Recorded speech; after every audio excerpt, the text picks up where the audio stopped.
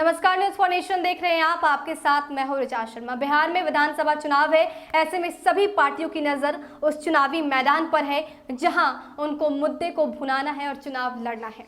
ऐसे में चाहे बात की जाए महागठबंधन की या फिर एनडीए की, दोनों खेमे में बदलाव दिख रहा है और इसी बीच एक बड़ी खबर सामने आ रही है। दरअसल बिहार बीजेपी में एक बड़ा बदलाव हो सकता है। चुनावी स्ट्रेटजी कहेंगे इसे, चुनावी प्लानिंग कहेंगे इसे, ताकि पूरे दमखम के साथ चुनावी मैदान में उतरा जा सके। खबर यह है कि अब महाराष्ट्र के पूर्व सीएम देवेंद्र फडणवीस बिहार के प्रभारी हो सकते हैं। दरअसल चुनाव में पूरे दमखम के साथ उतरने के लिए ये बड़ा फैसला लिया गया है।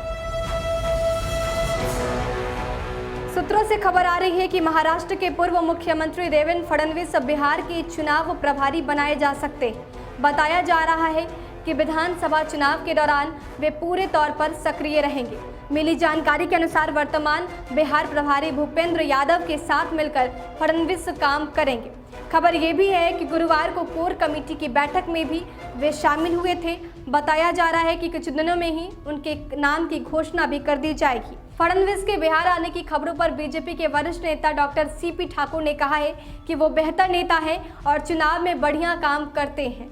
आपको बता दें कि भारत निर्वाचन आयोग के निर्देश पर चुनाव तैयारियों में जुटे जिला निर्वाचन पदाधिकारी सह जिलाधिकारी के माध्यम से इसके लिए पहल शुरू कर दी गई। वहीं चुनाव आयोग द्वारा कोरोना संकट के बीच चुनाव कराने को लेकर सभी प्रकार की सावधानियों को लेकर तैयारी की जा रही है। आयोग द्वारा बिहार के चुनाव को लेकर विस्तृत दिशा निर्देश तैयार किया गया है। बताया गया है कि इस बार जो बूथ बनाए जाएंगे उसमें सोशल डिस्टेंसिंग का पालन करना अनिवार्य होगा। तो चुनाव को लेकर बीजेपी पूरी तरीके से तैयार है और एक बड़ा बदलाव बिहार बीजेपी में देखा जा सकता है। इसके साथ जिस तरह से डे 1 से बीजेपी लगातार सक्रिय है चुनाव को लेकर, वर्चुअल रैली की बात की जाए तो सबसे पहले शुरुआत बीजेपी की तरफ से ही की गई थी।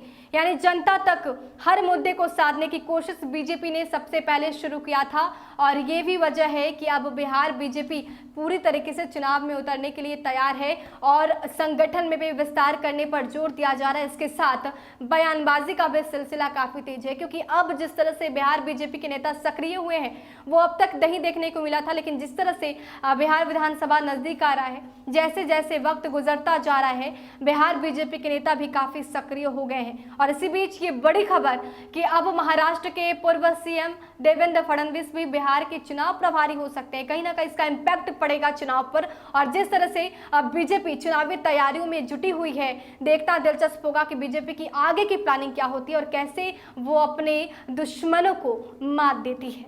फिलहाल के लिए इतना ही। बने रहिए हमारे साथ और देखते रहिए न्यूज फॉर नेशन। नमस्कार।